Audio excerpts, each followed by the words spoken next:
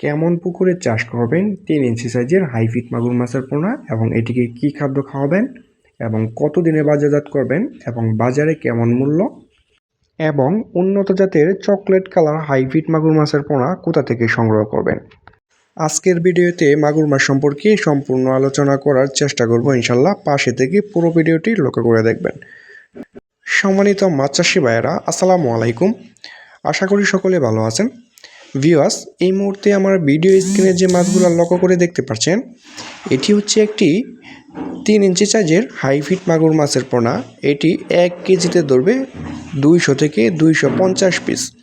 সম্মানিত দর্শক, যারা হাইফিট মাগুর মাছের পোনা চাষ করতে আগ্রহী তারা অবশ্যই আমাদের স্ক্রিনে দেওয়া নাম্বারে যোগাযোগ করবেন। সম্মানিত দর্শক, দেখতেই পাচ্ছেন আমাদের স্ক্রিনে খুবই সুন্দর একটি সাইজের পোনা এবং এটি কিন্তু এক সাইজের পোনা, কোনো ছোট বড় নেই। প্রিয় খামারি ভাইয়েরা, কেমন পুকুরে চাষ করবেন হাইফিট মাগুর মাছের পোনা? তো যাদের ময়লা আবর্জনা নোংরা অনেক দিন ধরে পুকুর পড়ে আছে, সেইখানে কোনো বাংলা মাছ চাষ হচ্ছে না, গ্যাসে মারা যাচ্ছে, এই সব ধরনের পুকুরে কিন্তু এই সমস্ত হাইফিট মাগুর মাছের পোনাগুলো কিন্তু আপনি বিনা খরচে চাষ করতে পারবেন। এই হাইফিট মাগুর মাছের পোনাগুলো চাষের ক্ষেত্রে আপনার কোনো ধরনের খরচার প্রয়োজন নেই।